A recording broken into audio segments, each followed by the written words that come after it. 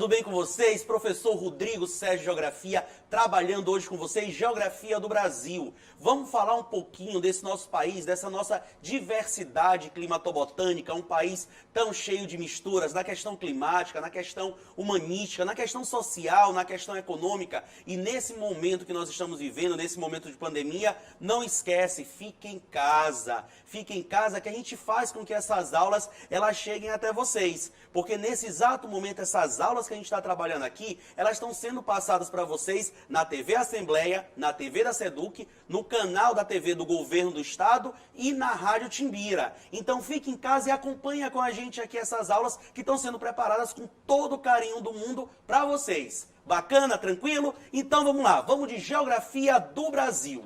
E quando a gente vai trabalhar a Geografia do Brasil, primeiro de tudo a gente tem que lembrar o quê? Como é que o nosso território nacional ele está localizado no mundo? Lembra, o Brasil fica dentro da América, dentro do continente americano. Mas em qual parte da América? Na América do Sul, na América Latina ou na América ainda subdesenvolvida. Mas a gente não vai falar, nesse momento, de questão econômica do Brasil. A gente vai falar de aspectos naturais. E para trabalhar aspectos naturais, nada melhor o quê? Do que se localizar no mapa. Lembra, o Enem adora cobrar isso nas suas avaliações. É a habilidade 26, leitura e interpretação de charges, gráficos, tabelas e mapas. Então vamos lá, vamos localizar o Brasil no mapa no mundo? Vamos aqui comigo, olha só. Quando você pega o território brasileiro, você tem que lembrar que esse Brasil ao norte, ele é cortado por quem? Pela linha do Equador.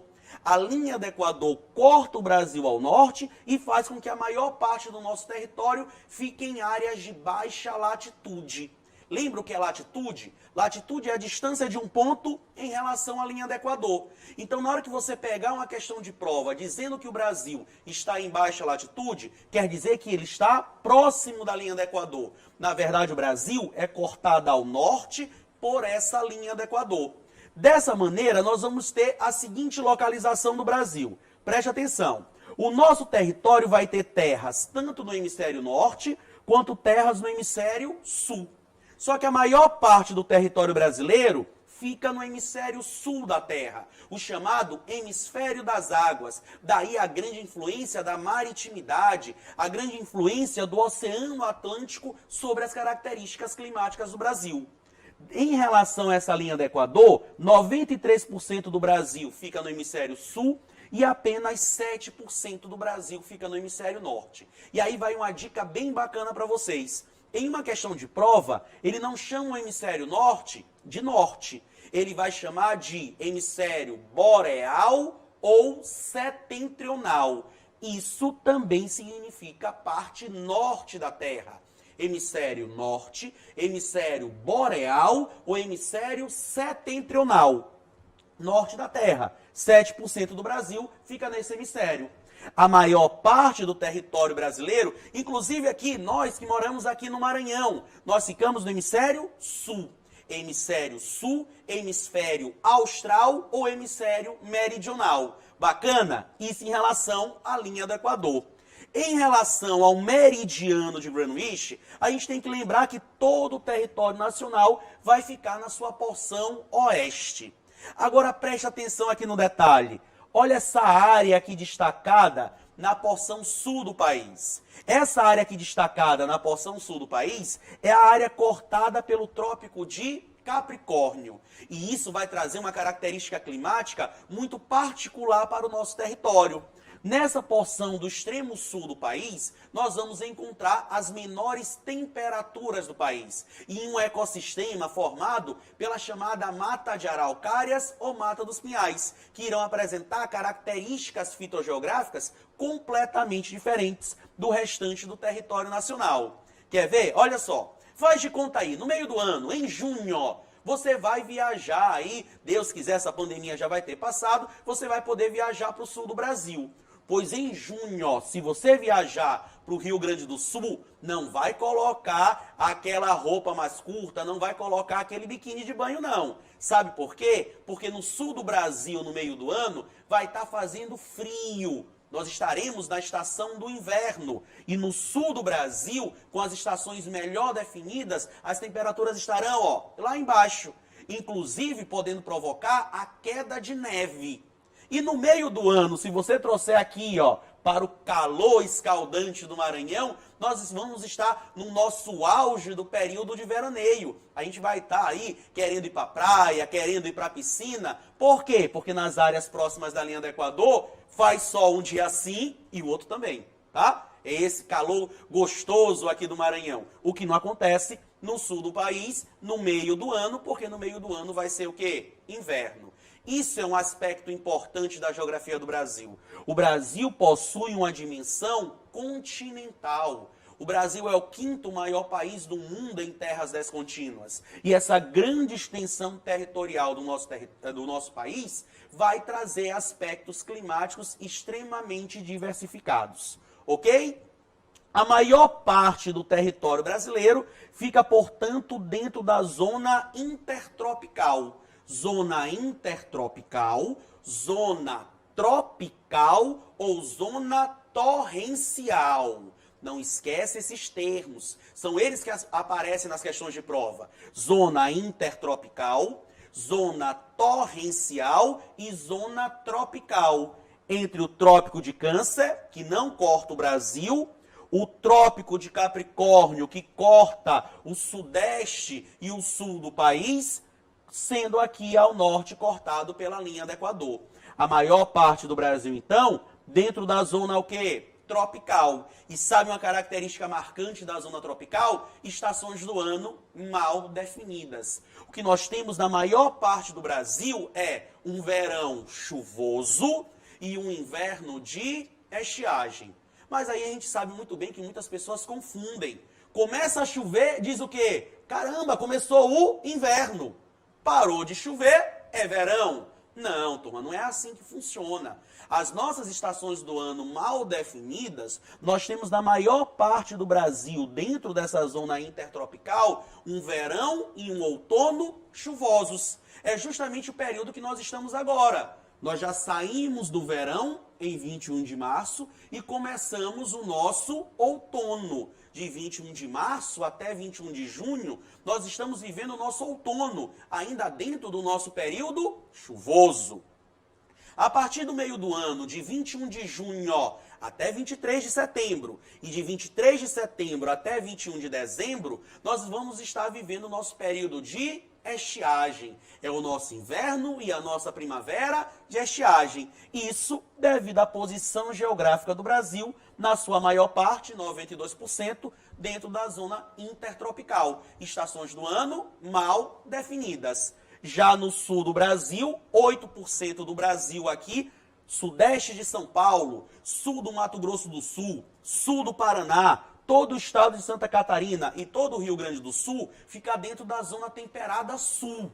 Mas preste atenção, em uma questão de prova, você não pode dizer que o sul do país é clima temperado. Você vai dizer que é clima o quê? Subtropical. É uma área de mudança, uma área de transição, uma faixa climática entre a zona tropical e a zona temperada. É, portanto, clima subtropical. E lembra, uma característica particular dessa porção do país, estações do ano melhor definidas. Um verão mais quente, um inverno mais frio, onde esse inverno mais frio pode inclusive acontecer, a queda de neve, a chamada precipitação nival. Todo mundo ok? Todo mundo tranquilo? Vamos comigo então? Vamos passear então por esse Brasil tão diversificado. Quando você fala da região norte do Brasil, você lembra, por exemplo, da região de quem? Da floresta amazônica. A porção norte do país, essa porção intertropical, cortada pela linha do Equador, vai ser caracterizado por quê? Pelas elevadas temperaturas, muito próxima da linha do Equador, baixa latitude, elevadas temperaturas e elevado índice de pluviosidade. Faz muito calor e chove muito. E sabe por que vai chover muito? Porque nessa região amazônica você vai ter um intenso processo de, grava esse nome, evapotranspiração. Nome feio, né? Vou repetir, evapotranspiração. Evaporação das plantas através do processo de fotossíntese e a transpiração das plantas através da fotossíntese e a evaporação da massa líquida. Principalmente porque na região norte do Brasil, na região amazônica, nós temos a maior bacia hidrográfica do país, que é a bacia do Rio Amazonas. Então você tem um intenso processo de evapotranspiração que vai liberar a umidade para a massa equatorial continental, chamada aí pela mídia nos últimos anos de rio voador. Uma grande quantidade de umidade no estado que gasoso, a massa equatorial continental, que atua na região norte do Brasil e avança durante o verão, provocando chuvas no centro-oeste e na região sudeste. É quando tu está assistindo a previsão do tempo. Não aparece lá a previsão do tempo, aparece ali a Maju, e ela pega e fala o seguinte: olha só, observem essa umidade que se desloca da região amazônica em direção à porção central do país. Ela está falando de quem? Da massa equatorial continental, da umidade liberada pela área da floresta amazônica. Nessas áreas equatoriais, nessas áreas próximas da linha do Equador, nós temos as menores latitudes do planeta. Lembra, latitude é a distância em relação à linha do Equador. A linha do Equador divide a Terra em dois hemisférios, hemisfério norte e hemisfério sul. A região equatorial representa 0 graus. À medida que eu me afasto da linha do Equador para o hemisfério norte, essa latitude varia de 0 a 90 graus para o norte e varia de 0 a 90 graus para o sul. Nas áreas próximas da linha do Equador, a radiação solar é mais forte, é mais intensa. Os raios solares atingem de maneira perpendicular. É isso que vai fazer com que nas regiões equatoriais essas temperaturas elas sejam mais elevadas. Como a gente falou há pouco, esse calor gostoso aqui da região norte, da região nordeste, aqui do nosso estado do Maranhão. Regiões equatoriais, regiões de baixa latitude, apresentam, portanto, elevadas o quê? Temperaturas, certo? Característica marcante da maior parte do Brasil e principalmente da região amazônica, da região próxima da linha do Equador. Isso acaba fazendo com que nessa porção do Brasil se desenvolva a chamada floresta equatorial, que é a nossa floresta o quê? Amazônica, a nossa floresta latifoliada. Guarda esse termo, floresta latifoliada. Sabe o que é uma floresta latifoliada? É uma vegetação que vai apresentar folhas grandes, folhas largas. E essas folhas grandes, folhas largas, ajudam de maneira intensa no processo de liberação de umidade através da transpiração dessas plantas. Então, nessa porção norte aqui do país, você tem a floresta amazônica internacional, que vai atingir não somente o Brasil, não atinge só o norte do Brasil, atinge outros países também da América do Sul. É a nossa floresta amazônica internacional. E existe a nossa floresta amazônica nacional, que vai atingir, além da porção norte do Brasil, também a região nordeste. Isso daí é uma dica importante. Peraí, Rodrigo. Floresta amazônica no Nordeste, exatamente, sabe em qual estado? No nosso estado, no estado do Maranhão. A floresta amazônica atinge a porção oeste do estado do Maranhão. A nossa porção ocidental é uma porção amazônica. E isso, olha, uma super dica para você que está acompanhando a gente, que está em casa, mas está assistindo a gente, mas vai detonar na prova da UEMA. A porção oeste do Maranhão é área de pré-Amazônia. E nessa porção oeste do Maranhão se destaca a atividade do extrativismo vegetal, a extração de madeira. A porção oeste do estado do Maranhão, municípios como, por exemplo, Santa Helena, Maranhãozinho, Governador Nunes Freire, são áreas onde se destaca a atividade econômica madeireira. Isso devido à presença de quem? Da floresta amazônica. Então não esquece essa super dica que a gente acabou de falar aqui para vocês. Dentro do Maranhão, que é região nordeste, na sua porção ocidental, você tem floresta amazônica. Uma vegetação úmida, uma vegetação latifoliada, uma vegetação perene, característica típica do norte do país. Tá tranquilo? Tá bacana? Vamos lá? Vamos na fé? Certo? Então, vamos seguindo aqui. Olha só. O Brasil possui um imenso litoral. Nós temos mais de 7.000 quilômetros de litoral. E o litoral brasileiro é um dos mais bonitos do planeta. Inclusive, o Brasil possui algumas praias que já foram eleitas as 100 mais bonitas do planeta, com destaque muito especial para a praia de Jericoacoara, no Ceará, para a praia da Pipa, no Rio Grande do Norte, que são praias que já apareceram em rankings mundiais, internacionais, como algumas das praias mais bonitas do planeta. Esse imenso litoral brasileiro vai ter duas influências diretas para o nosso país. A primeira, questão climática. Quando você fala do clima do Brasil, por exemplo, é um clima seco? Cara, se tu falou que é um clima seco, pelo amor de Deus, onde é que tu mora?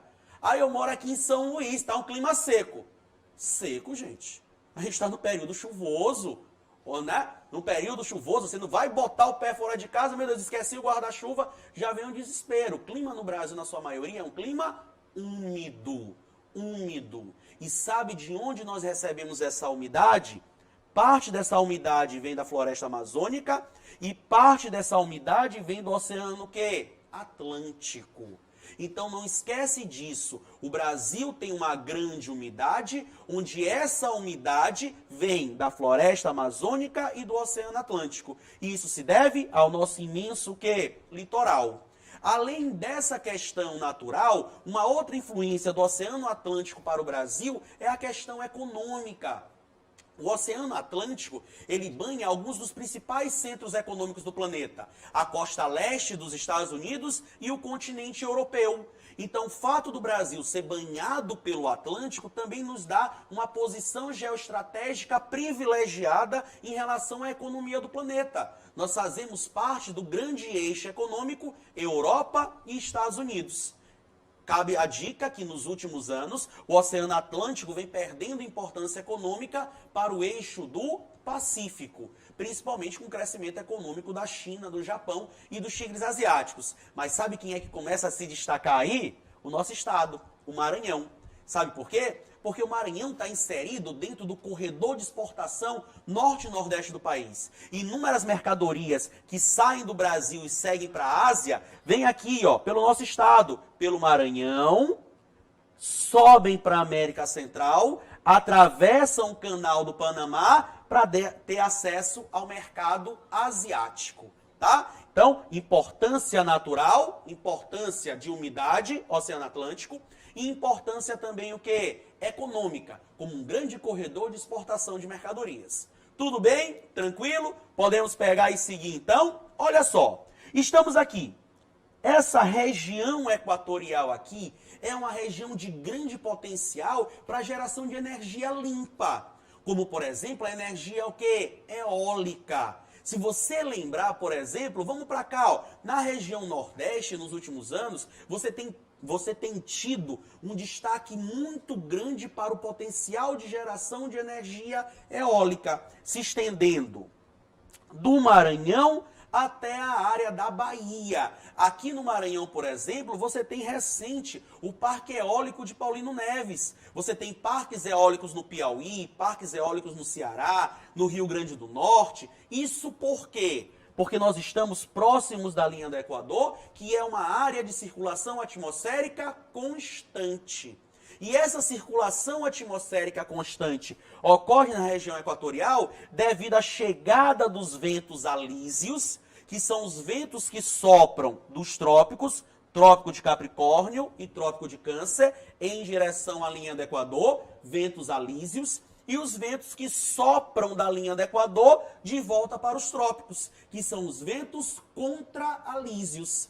Então, essa circulação atmosférica constante na região equatorial acaba beneficiando a região nordeste do Brasil como uma grande área de potencial que eólico. Né? Você tem essa circulação constante. Tanto que quando você está passeando pelo litoral do Nordeste, passeando, por exemplo, pelo Parque Nacional dos Lençóis Maranhenses, você já deve ter percebido aquelas rajadas de vento constante transportando aquela areia. Ventos alísios e ventos contralísios. Tudo bem? Tudo tranquilo? E não esquece, o Brasil ele é um país de dimensões continentais. Se você pegar, por exemplo, a Europa e colocar essa Europa dentro do território brasileiro, a Europa cabe dentro do Brasil. O Brasil possui dimensões continentais, estados que são maiores do que vários países da Europa. Isso porque o Brasil tem mais de 8 milhões de quilômetros quadrados e somos o quinto maior em terras descontínuas. Peraí, Rodrigo, o que é essa terra descontínua? Vamos lá. Olha os maiores países do mundo. Quem são eles? Rússia, Canadá, China, Estados Unidos e Brasil. Só que os Estados Unidos só é maior do que o Brasil porque os Estados Unidos vai levar em consideração suas terras descontínuas, como, por exemplo, o Alasca e o arquipélago do Havaí. Se os Estados Unidos não levar em consideração essas terras descontínuas, o Brasil é o quarto em extensão territorial. País, então, de dimensões continentais. E essas dimensões continentais no Brasil são praticamente as mesmas, tanto no sentido norte-sul, quanto no sentido leste-oeste. E aí vem um outro termo. O Brasil é um país equidistante. Praticamente as mesmas distâncias do ponto extremo norte ao ponto extremo sul e do ponto extremo leste ao ponto extremo quê? Oeste. E sabe qual é a consequência disso para o nosso país? A grande extensão territorial no sentido norte-sul vai nos dar uma grande diversidade climatobotânica. Você passeia pelas regiões do Brasil e você encontra aspectos completamente diferentes. Do norte amazônico, quente e úmido, ao sul subtropical, frio, com a presença da mata de araucárias. E a grande extensão territorial do Brasil, no sentido longitudinal, leste-oeste, vai fazer com que dentro do território brasileiro a gente possua 4 fusos diferentes. O Brasil fica no hemisfério oeste. Isso vai dar ao Brasil um sistema de fuso horário atrasado em relação ao Greenwich. E como o Brasil é muito extenso no sentido leste-oeste, nós vamos possuir 4 fusos diferentes. O fuso de 30 graus, que é o fuso horário oceânico, o fuso de 45, que é o nosso fuso oficial, é o fuso oficial do Brasil e do Maranhão, atrasado 3 horas em relação ao Greenwich, o fuso de 60 graus e o fuso horário de 75. Então, a grande extensão territorial do Brasil no sentido leste-oeste nos dá esses 4 fusos, todos eles atrasados. Quando a gente chega no nordeste do Brasil, mais precisamente no sertão nordestino, nós vamos nos deparar com o clima mais seco do país, que é o clima o quê? Semiárido, e a vegetação da caatinga. Fica uma dica, uma vegetação xerófila. Quer dizer, uma vegetação que se adapta a um ambiente seco, que ao invés de folhas desenvolve o quê? Espinhos, justamente para poder se adaptar a essa ausência de chuva, a essa deficiência hídrica. Quando nós falamos do centro-oeste do Brasil, nós falamos do nosso Planalto Central brasileiro, nós falamos da região de Brasília, caracterizada principalmente pela vegetação do cerrado. Cerrado brasileiro que vem ali cedendo espaço para os imensos campos de soja. Afinal de contas, o Brasil é um dos maiores exportadores dessa commodity a nível internacional. Se você pega, então, e chega no sul do Brasil, aí você encontra um Brasil completamente diferente. Você encontra o Brasil europeu. O sul do país, de área subtropical, apresenta as menores temperaturas do país. Temperaturas que podem chegar abaixo de 0 no meio do ano. Principalmente devido às estações serem melhor o quê? Definidas. É uma área de presença de mata de araucárias, e essa mata de araucárias tem uma característica particular nas suas folhas. São folhas aciculifoliadas, folhas finas em forma de agulha, justamente para poder suportar o peso na neve. Essas características climáticas, essas características ambientais no sul do Brasil, acabaram atraindo, no final do século XIX, quando você tem o fim da escravidão no Brasil, você começa a ter uma substituição da mão de obra afrodescendente pela mão de obra europeia não lusitana. Não é isso não, mestre Elvis? Não é isso aí? Meu parceiro aqui de história, tá? Então, nessa substituição de mão de obra, esse imigrante europeu não lusitano, principalmente o alemão, principalmente o italiano, vem para o Brasil, para a porção sudeste e sul do país, substituir a mão de obra afrodescendente nas lavouras de café, e a maior parte dessas pessoas acaba se concentrando no sul do país, principalmente devido a essa característica climática semelhante ao clima da Europa. Isso dá ao sul do país o apelido carinhoso de Brasil europeu, pelas características climáticas, pelas características socioculturais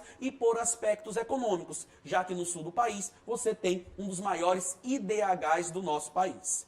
Todo mundo ok? Tranquilo? Espero que vocês tenham gostado, espero que vocês tenham acompanhado esse passeio que a gente fez aqui por essa diversidade do Brasil. Esse país de dimensões continentais e com um grande aspecto social, cultural e econômico. Não deixe de ficar ligados nas aulas que a gente está aqui preparando com todo carinho para vocês e a gente se vê em uma próxima oportunidade, tá? Não esquece, fique em casa, a gente está preparando essas aulas para você assistir pela TV Assembleia, pela TV Seduc, pela TV, peraí, eu tô vendo aqui, do Governo do Maranhão e pela Rádio Timbira, tá bom? Precisando, a gente está à disposição. Beijo grande, beijo do gordo, tchau!